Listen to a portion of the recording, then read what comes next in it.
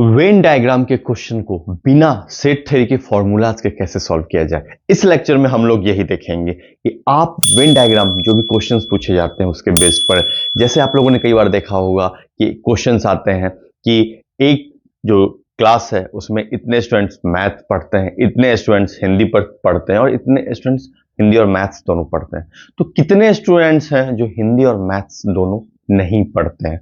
ठीक है, इस तरह के क्वेश्चंस जो आपके पास आते हैं उन सब के क्वेश्चंस को वेन डायग्राम के थ्रू कैसे सॉल्व किया जाएगा, और वेन डायग्राम के थ्रू अगर हम सॉल्व कर रहे हैं तो उसमें फॉर्मूलाज को कैसे नहीं यूज कर, इस लेक्चर में हम लोग ऐसे ही देखेंगे। ठीक है, चलिए एग्जाम आयस में आप लोग का स्वागत है और आज हम लोग वेन डायग्राम के जो प्रीवियस ईयर यूपीएससी के क्वेश्चंस हैं उसके थ्रू वेन डायग्राम को सॉल्व करेंगे। चलिए स्टार्ट करते हैं, और स्टार्ट करने से पहले मैं आप लोगों से रिक्वेस्ट करूंगा कि लाइक, सब्सक्राइब और कमेंट करना ना भूलें। जो भी डाउट आपको आ रहा है कमेंट सेक्शंस में जरूर लिखिए, किसी तरह का सजेशन हो तो कमेंट सेक्शंस में जरूर दें।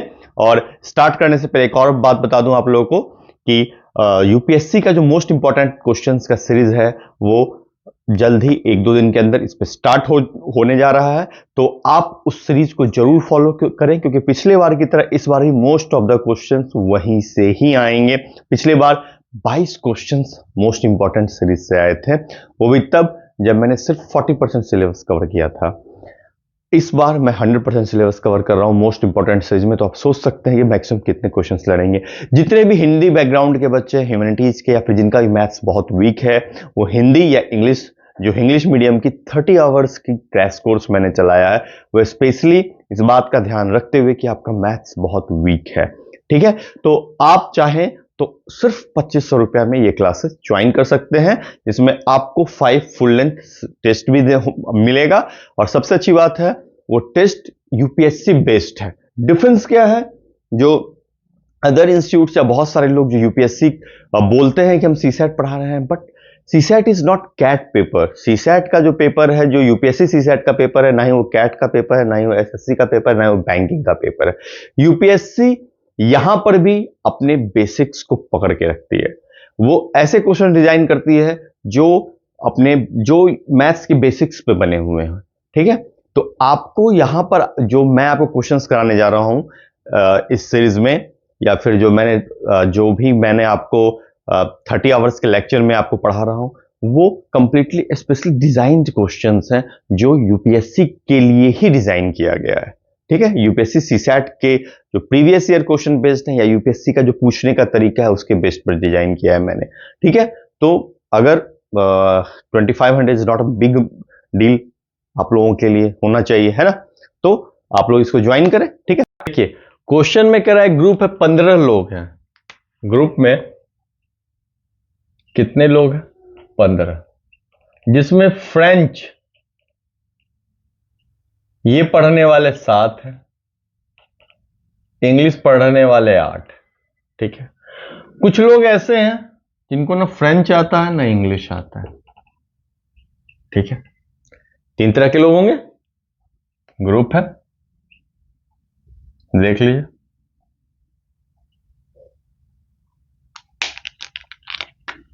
English, French, English plus French, और ये वो आबादी होगी जो बिल्कुल गवार आबादी है, नाइदर फ्रेंच नॉर इंग्लिश। ये 3, तो ये आबादी कितनी हो गई? जिनको कुछ ना कुछ एक एटलीस्ट 1 लैंग्वेज आता हो, कम से कम एक लैंग्वेज। देखिए दोनों में अंतर है, कम से कम एक लैंग्वेज। कम से कम एक लैंग्वेज का मतलब हो गया या तो इंग्लिश या तो फ्रेंच, या इंग्लिश और फ्रेंच दोनों। ये कम से कम का मतलब एक या एक से ज्यादा लैंग्वेज। एक लैंग्वेज आने का मतलब यहां है कि सिर्फ इंग्लिश या सिर्फ फ्रेंच। ठीक है, और कम से कम एक लैंग्वेज का मतलब या तो इंग्लिश आता हो, या तो फ्रेंच आता हो, या दोनों आता हो। या तो इंग्लिश आती हो, ये आबादी हो गई, या तो फ्रेंच आता हो, या इंग्लिश या फ्रेंच दोनों आता हो, ये आबादी हो, कम से कम 1 लैंग्वेज।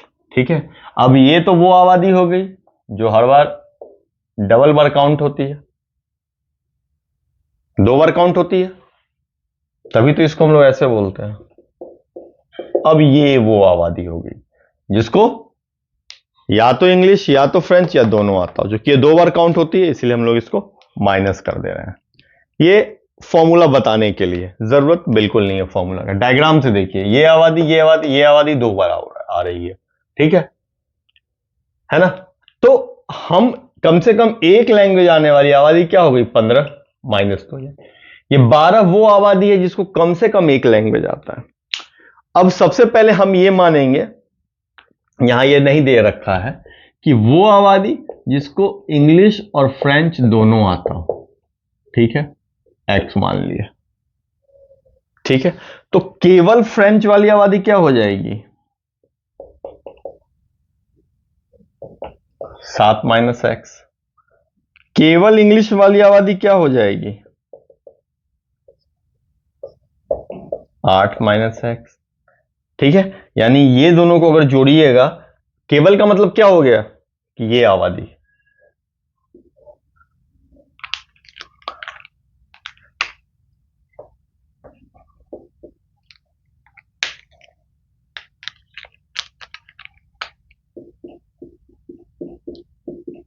बस ये नहीं, ये वाली नहीं, ये जो आबादी है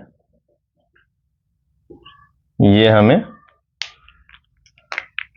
नहीं चाहिए, ठीक है।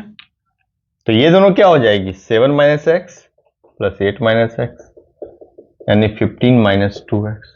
और यही क्या है, 12 है, समझे। सॉरी, ये तो हमें चाहिए ना, ये तो हमें चाहिए जिसको सिर्फ एक लैंग्वेज आता हो, ये पूछ रहा है। तो ये क्या हो गया, जो हमारा 12 है, 12 क्या है, केवल फ्रेंच, दिस वन केवल इंग्लिश, और जिसको दोनों आता हो, यानी इनकी आबादी होगी 6, जिसको दोनों आता हो, दोनों लैंग्वेज।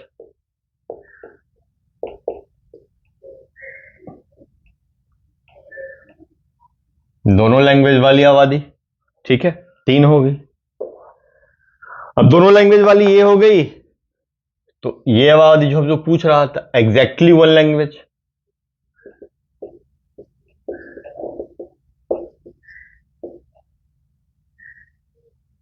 इसका मतलब क्या हो गया, जिसको सिर्फ एक लैंग्वेज आता हो, सिर्फ एक लैंग्वेज। तो क्या हो गया, 15 माइनस 2 इंटू 3, यानी 9। 9 लोग ऐसे हैं ग्रुप में जिसको सिर्फ एक लैंग्वेज आती है। क्वेश्चन को ध्यान से देखिए, जिसको कोई लैंग्वेज नहीं आता, ना इंग्लिश बोलने आता ना ही फ्रेंच, वो 3, और टोटल पीपुल 15। तो जिसको कोई एक भाषा आती हो बोलने में, वो गूंगे बहरे ना हो, वो तो 12 हो गए। अब ग्रुप ही फ्रेंच इंग्लिश पीपुल का है, जिनको कुछ नहीं आता है तो गूंगे ही होंगे। अब 12 लोग जो है वो तो या तो इंग्लिश बोलते होंगे या फ्रेंच, या दोनों बोलते होंगे, तो वो हो गया। अब उस 12 लैंग्वेज में वो कौन से लैंग्वेज है, वो कौन से लोग हैं जिनको या तो सिर्फ फ्रेंच बोलना जानते हो या फिर इंग्लिश। जो फ्रेंच बोलना जानते हैं उनको इंग्लिश समझ में नहीं आता, जिनको इंग्लिश बोलना जानते हैं उनको फ्रेंच समझ में नहीं आता। लेकिन अब ऐसे लोगों को ले जाने के लिए कुछ गाइड होते हैं, जिनको फ्रेंच भी आती है इंग्लिश भी आती है, तो वो ये लोग होते हैं। अब उस ग्रुप में वो लोग हैं जिनको तीनों आता है, दिस वन। तो ऐसे लोगों को निकाल लिया, जिनको फ्रेंच आता है, ये टोटल मिलाकर के ग्रुप में ये क्या आबादी होगी, जिसको सिर्फ फ्रेंच आता है, जिसको सिर्फ इंग्लिश आती है, और जिसको तीनों आती है। यही तीनों मिलाकर के 12 हो रहे हैं ना, क्योंकि 3 तो हुए जिनको कुछ नहीं आता, तो निकाल लिया। जिसको कोई दोनों लैंग्वेज आती है, 3 हो गया। अब जिसको दोनों लैंग्वेज आती है उसको यहां पर से माइनस कर लिया, क्योंकि ये तो 2 बार काउंट हो रहा है, तो हमें वो लोग आ गए जिनको या तो फ्रेंच आती है या इंग्लिश आती है। ठीक, कह रहा है मैगजीन ए पढ़ने वाले लोग की आबादी 45, यानी 3 मैगजीन पढ़ने वाले लोग हैं। पहले ये देखिए,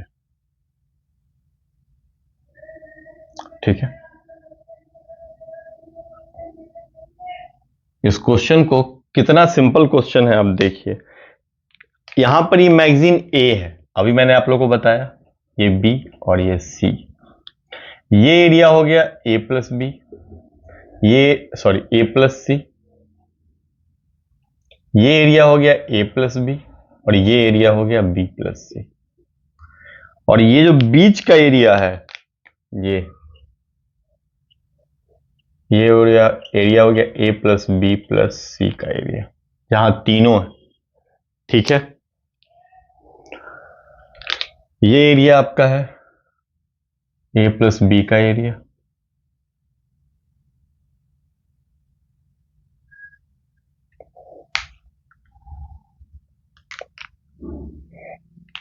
ये एरिया ए प्लस सी का एरिया,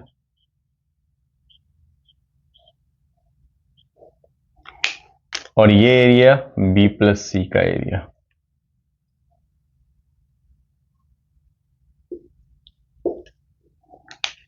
बाकी ये एरिया आपको ए बी सी का एरिया। ठीक है,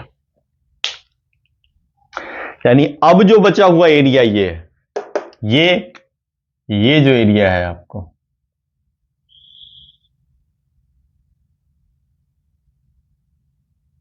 केवल ए,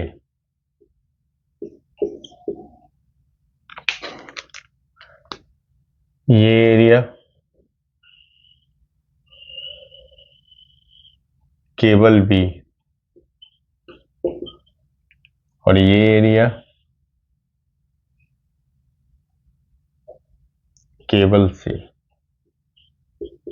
देख रहे हैं, केवल ए वाले ये नहीं पता है हमें, हमें पता है ये पूरा ए है, यहां से यहां ए, यानी ये पूरा ए जो है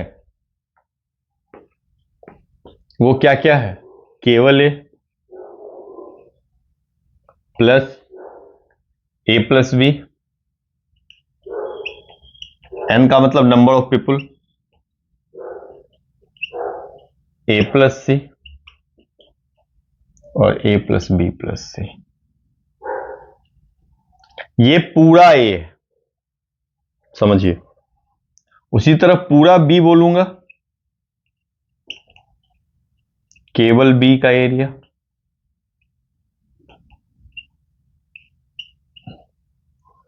ए प्लस बी प्लस सी और ए बी प्लस सी। पूरा सी बोलूंगा अगर तो केवल सी,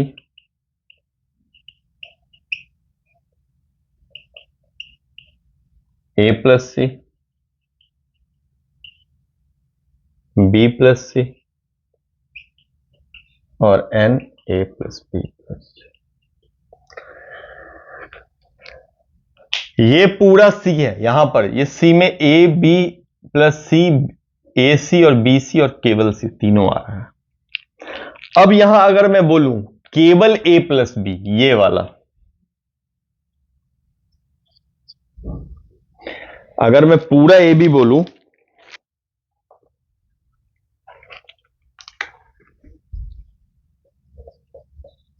तो इसका मतलब क्या है, केवल A plus B plus A plus B plus C, ये दोनों में। यहां ए प्लस बी का एरिया कौन है, यहां से यहां ये वाला, ये ए प्लस बी प्लस, ये पूरा area A plus B plus C match कीजिएगा तो केवल ये आ जाएगा। इसका मतलब क्या है, केवल A plus B plus A plus B plus सी, समझे। तो अगर हम केवल ए प्लस बी निकालें तो एन इंटू ए प्लस बी प्लस सी तो दिया हुआ है ना हमको, या एन इंटू ए प्लस बी दिया हुआ है, समझे। ये यानी पूरा जो है ये 30% है, केवल निकालना है अगर हमको ए प्लस बी तो ये हमारा 10% है। तो केवल ए प्लस बी कितना आ गया,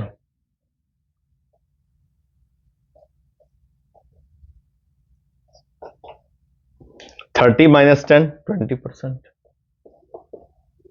ये आ गया हमको 20%। उसी तरह केवल बी प्लस सी का मतलब 15 माइनस, ये भी वही हो गया, केवल बी प्लस सी ये देख रहे हैं। इसी तरह अगर हम b प्लस सी निकालें,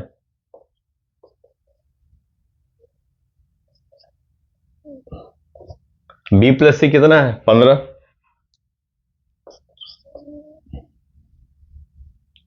देख रहे हैं इसको, ये क्वेश्चन बहुत ध्यान से देखिए। b प्लस सी और ए प्लस सी ये कितना है 10%, तो केवल b प्लस सी कितना हो जाएगा, ये सब क्वेश्चन में जो है 5%। 5% केवल A plus C, A plus सी आपका 25 है, केवल ए प्लस सी आपका हो गया 25 और 15%। देख रहे हैं, यानी आपने ये तीनों निकाल लिया।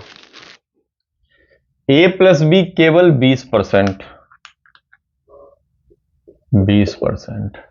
ए प्लस सी केवल 15%, 15%। और बी प्लस सी 5%, 5%।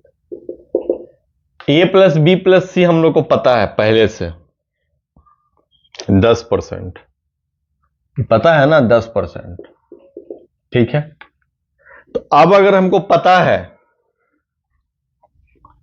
तो अगर केवल हमको सी निकालना हो, केवल सी, तो पूरा सी है 40%, केवल सी निकालना है हमको।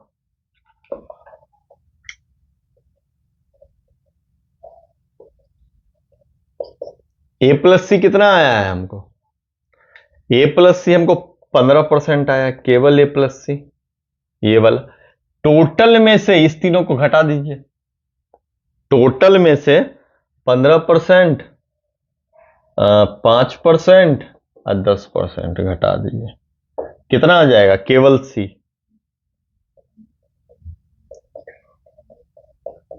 20, 5 5 20 10 30, केवल 10%, यानी ये हो जाएगा केवल 10%। अब इंडिविजुअल चल रहा है। उसी तरह अगर आपको बोले केवल बी, तो पूरा बी 55%, केवल बी।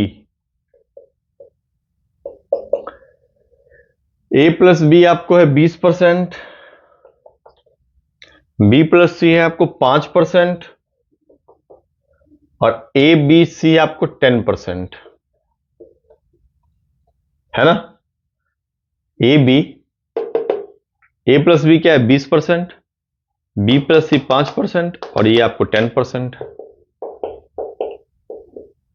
तो ये केवल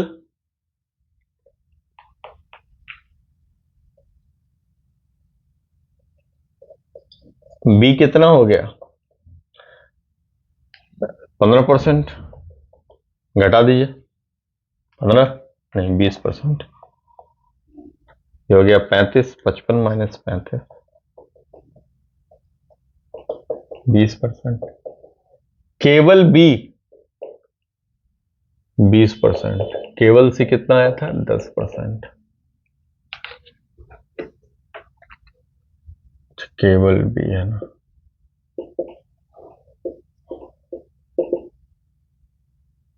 अब आपको इसी तरह निकालना है केवल ए, पूरा ए 45%, केवल ए ओनली एन प्लस, इसको केवल बोलिए ओनली बोलिए,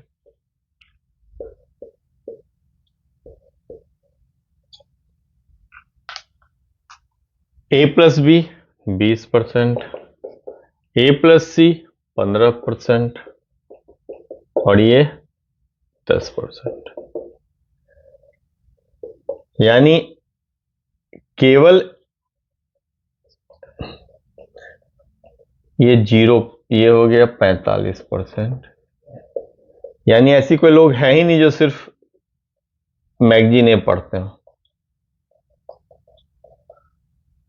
ऐसे कोई लोग नहीं है, 0%।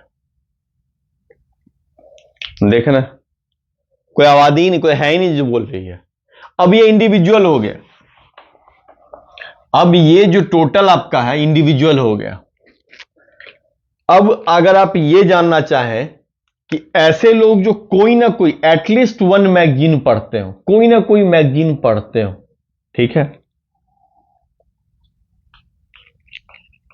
एटलीस्ट वन मैगजीन, तो केवल ए 0%, ए प्लस बी 20%, केवल बी 20%, ए प्लस सी 15%, ये आपको 5%, बी प्लस सी 10%, सी और 10% ए प्लस बी प्लस सी, तो कितना हो गया 40 और 20 60 और 20 80। 80% लोग हैं जो कुछ न कुछ मैगजीन पढ़ते हैं। तो वो लोग जो कोई मैगजीन नहीं पढ़ते हैं, ठीक है,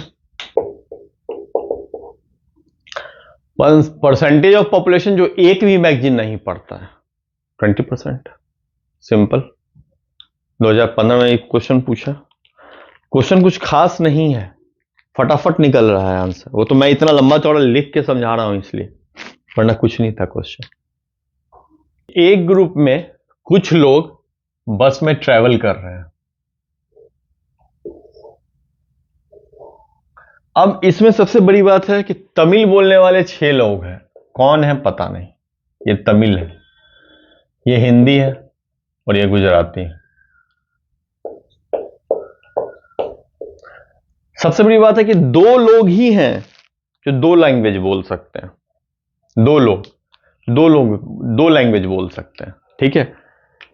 2 लोग बोलने वाले यहां पर ये क्या है, तमिल प्लस गुजराती वाले होंगे, ये हिंदी और गुजराती वाले होंगे, और ये हिंदी और तमिल वाले होंगे। लेकिन क्या ये तो यानी 3 लोग बनते हैं कि जो 2 लोग, मिनिमम 3 लोग।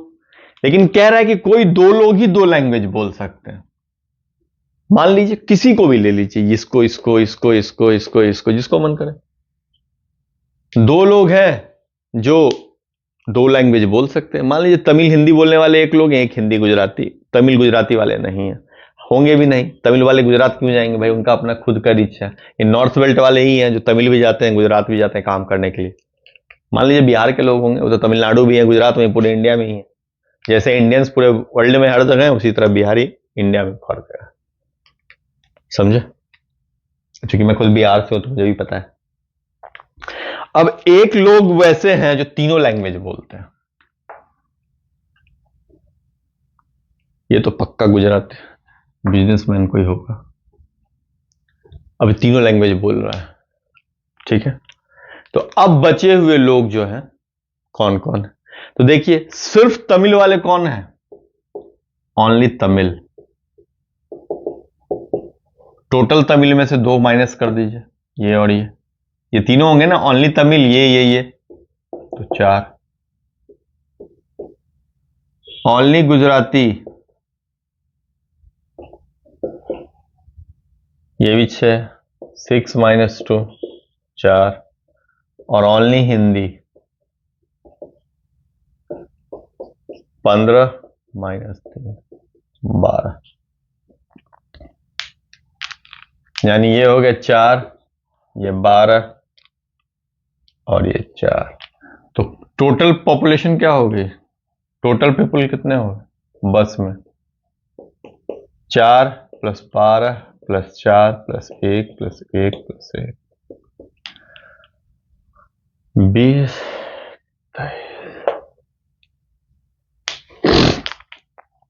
बस के अंदर 23 पीपल होंगे, समझे?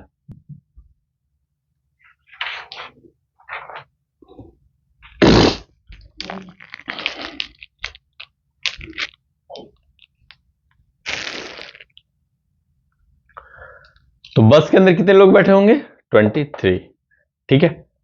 तो ये आपको वेन डायग्राम का प्रीवियस ईयर पेपर था, ठीक है। अब इसके आगे हम लोग परमुटेशन एंड कॉम्बिनेशन स्टार्ट करेंगे, ठीक है। चलिए, थैंक यू।